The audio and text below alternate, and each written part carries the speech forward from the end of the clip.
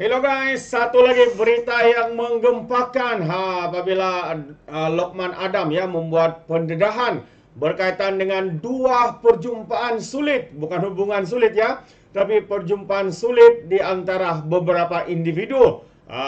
Jadi apakah rahsia, apakah perbincangan yang mereka lakukan ya dalam perjumpaan itu, sahabat-sahabat semua. Jadi perjumpaan ini juga melibatkan antaranya Parti Muda, presidennya Syed Saddiq dengan KJ dan juga Saril Hamdan, dan juga dikabarkan juga ya Tun Dr. Mahathir membuat perjumpaan sulit di Kelantan baru-baru ini. Jadi menarik untuk kita ikuti pencerahan ya daripada Lokman Adam berkaitan dengan isu-isu semasa yang berlaku di dalam negara kita ini, sahabat-sahabat semua. Jadi mari kita dengar ya pencerahan daripada Datuk Lokman Adam beberapa isu semasa ini. Perjumpaan sulit. Perjumpaan sulit yang pertama ialah di antara YB Khairi Jamaluddin, Saril Hamdan yang telah mengadakan pertemuan dengan apa dia panggil muda ni? Saddiq Sigaraga. Dengan Saddiq Sigaraga selaku Presiden Parti Muda. Apa agaknya yang dibincangkan mungkin tak lepas nak masuk UMNO sedang mempertimbangkan untuk menyertai parti, rasanya dah lama jugalah ditaja kawan kita ni adakah kemungkinan selepas ini Khairi Jamaluddin dan Saril Hamdan akan mengorak langkah untuk bersama-sama dengan Syed Saddiq di dalam satu barisan. Nampak gaya memang sesuai sangat. Keduanya, satu pertemuan diadakan di Kelantan lebih kurang jam 2.30 petang tadi. Tun Dr. Mahathir bergegas naik private jet waktu disediakan oleh Vincent Tan Berjaya Air, dan telah berjumpa dengan orang penting di negeri Kelantan. Rasa-rasanya macam proses melobi untuk menjadi calon di Kemaman tu nampak gayanya makin cerah.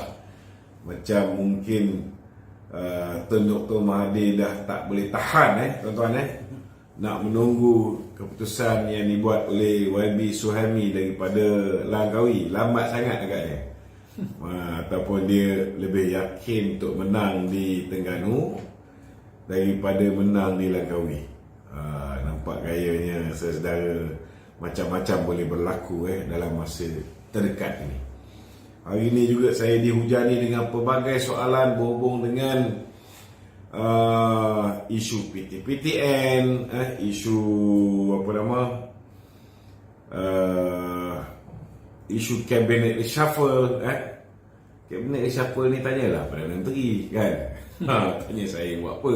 Perdana Menteri pun tak ada masa nak mengulas cabinet reshuffle ni saudara.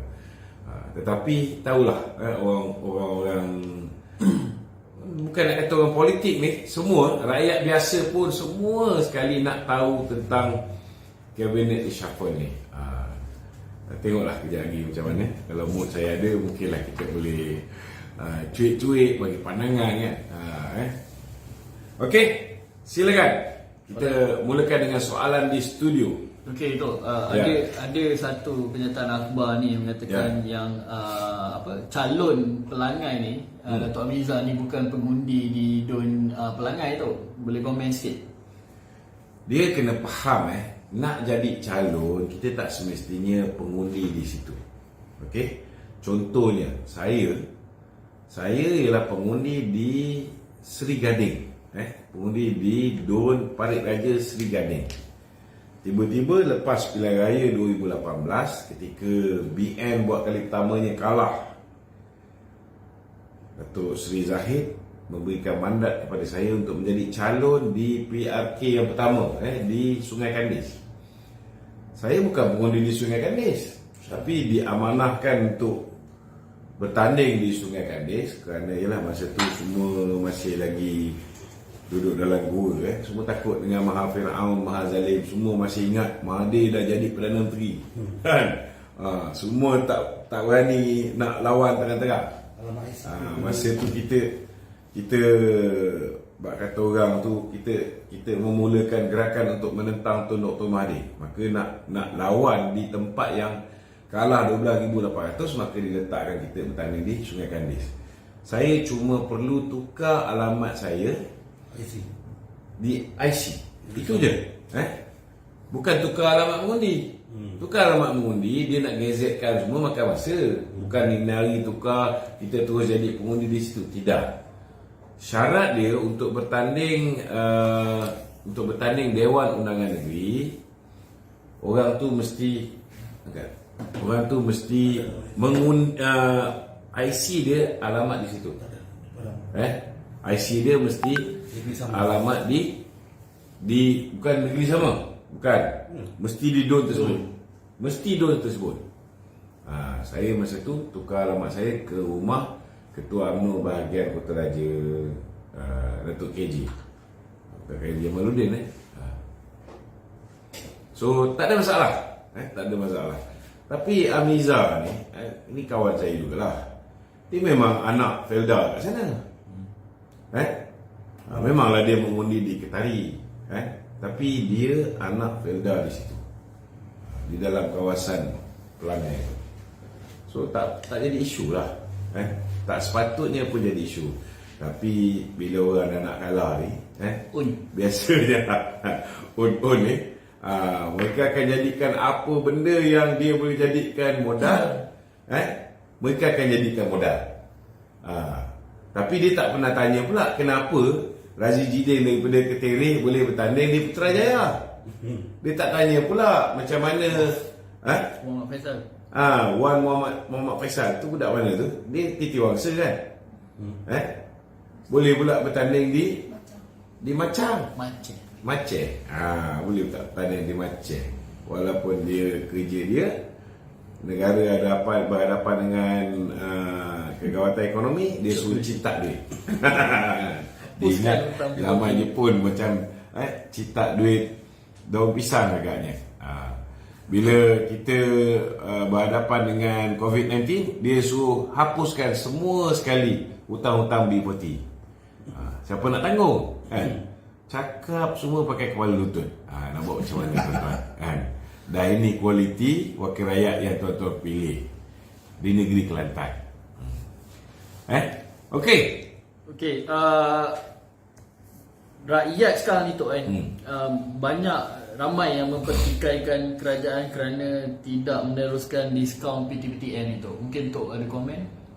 Dia jangan silap lah. Sebenarnya banyak perkara yang dinyatakan oleh Datuk Seri Khalid Nordin, yang benda yang positif yang dilakukan oleh KPT. Tapi tahulah media kita ni pun, kalau aku cakap ramai yang mendapat media buy daripada musuh kita, marah kan. Tapi itulah realiti dia. Contohnya rata-rata ayat yang pengenalan yang digunakan oleh sok khabar ni contohnya dia kata KPT tidak berhasrat meneruskan diskaun bayaran balik PTPTN bagi bajet 2024. Kalau dia orang ni ikut pelaporan yang betul, dia akan ikut macam mana Bernama tulis laporan yang dibuat oleh agensi berita nasional bernama. Bagaimanapun kita tengok tajuk dia okey, pemberian diskaun PTPTN dalam belanjawan 2024 ditentukan oleh MOF. Sebenarnya mesej yang disampaikan oleh Datuk Seri Khalid Nordin ialah keputusan sama ada insentif diskaun bayaran balik pinjaman PTPTN akan diteruskan dalam bajet 2024 ataupun tidak, tertakluk kepada kelulusan Kementerian Kewangan. Bukannya kelulusan daripada KPT. Kena tahu belanjawan ini disediakan oleh satu bahagian belanjawan Kementerian Kewangan, dan ianya dihasilkan selepas sesi libat urus banyak pihak, banyak stakeholders, dan setelah mendapat pandangan daripada setiap kementerian. Jadi saya nak beritahulah, jangan bimbang tentang diskaun PTPTN ni. Biasanya setahun akan ada sekali. Tak bolehlah sepanjang tahun tu ada diskaun. Contohnya lah, kan, kita buat diskaun daripada 1 bulan sampai 2 bulan. 2 hari ni bayarlah saman polis.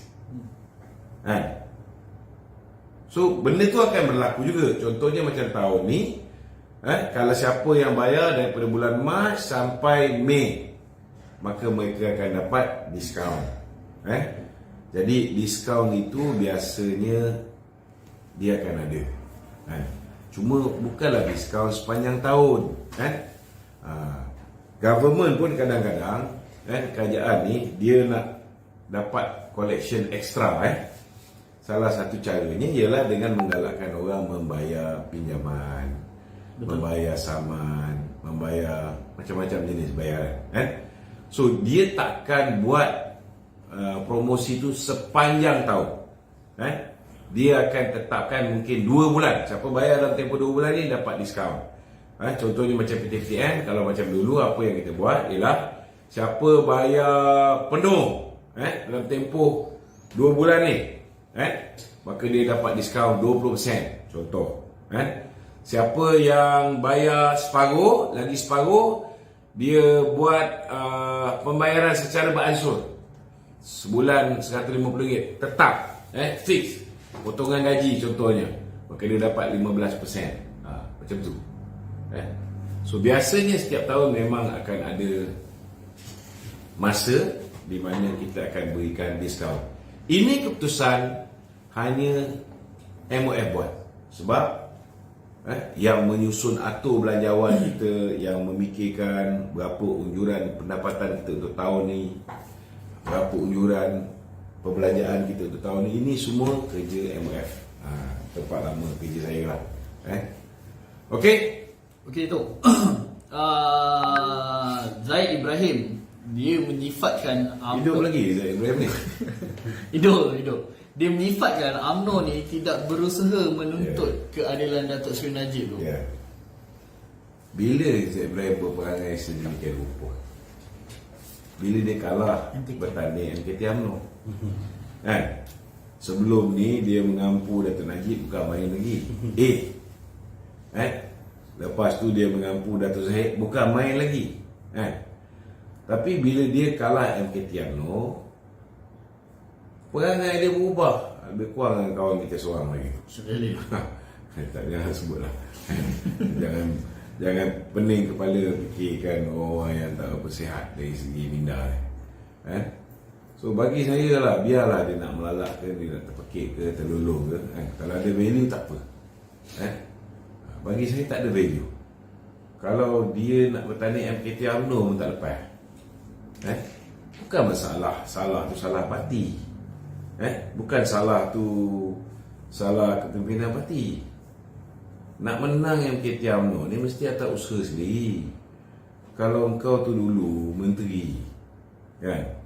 Kau tu menteri tau, menteri zaman Mahathir, menteri di Jabatan Perdana Menteri menjaga hak ehwal undang-undang. Betul tak? Lepas tu melompat pergi ke sana, melompat pergi ke sini, melompat pergi ke DAP, pergi ke PKR. Lepas tu masuk balik UMNO. Sekarang balik UMNO. Kita hari sebelum pilihan raya 6 buah negeri, sokong Perikatan Nasional pula. So kalau pendirian tak tetap macam ni, susahlah. Pergi parti mana pun, ahli parti tu takkan ada keyakinan pada diri dia. Kita kena tahu, dia orang kata UMNO tak buat apa-apa. Saya nak beritahu, urusan pengampunan diraja ni, kalau nak ikutkan, ini urusan ke bawah diri tuanku. Tapi apa yang Datuk Zahid buat? Kita buat perhimpunan solidariti untuk Datuk Seri Najib Tun Razak. Kita buat satu perhimpunan, dan kemudian kita gerakkan tanda tangan untuk kumpul tanda tangan bagi menyokong supaya ke bawah diri tuanku dapat mempertimbangkan. Kena faham ni, kuasa memberikan pengampunan ini ialah kuasa ke bawah diri tuanku dan Tuan Agong. Betul lah atas cadangan daripada lembaga ataupun lembaga penasihat, lembaga pengampunan diraja. Tapi last sekali ke bawah dulu tuanku. Jadi kita tak boleh bak kata orang tu kita tak boleh memaksa. Malah bila UMNO sendiri menghantar warkah merayu supaya baginda tuanku mempertimbangkan pengampunan untuk Datuk Seri Najib. Ada setengah-setengah beranggapan itu sebagai satu tekanan. So, kena fahamlah. Dan kalau ada benda-benda yang UMNO buat, takkanlah semua benda kita nak cerita dekat ni. Kalau orang lain yang tak sekolah ni, lain cerita. Takkanlah orang macam dia yang dah tentu-tentu pengamal undang-undang tidak faham apa benda yang boleh cakap dekat umum, dekat public, dekat media. Apa benda yang kita buat kerja tu senyap-senyap. Cuba pakai otak sikit. Terbaik, itu dia sahabat semua. Satu lagi pencerahan isu-isu semasa daripada Datuk Lokman Adam. Dan satu perkara yang menarik perhatian saya adalah yang mana dua perjumpaan sulit yang dilakukan, antaranya di antara Presiden Muda Syed Saddiq, KJ dan juga Syaril Hamzan. Adakah mereka akan masuk Parti Muda, menggerakkan Parti Muda? Itu perkara yang akan kita nanti perkara yang diumumkan sekiranya ada pengumuman daripada individu-individu ini. Jadi terbaik, terima kasih kerana bersama dengan Orang Indonesia Channel. Sekiranya Anda mau berikan sebarang komen, Anda berikan komen dalam ruangan komen.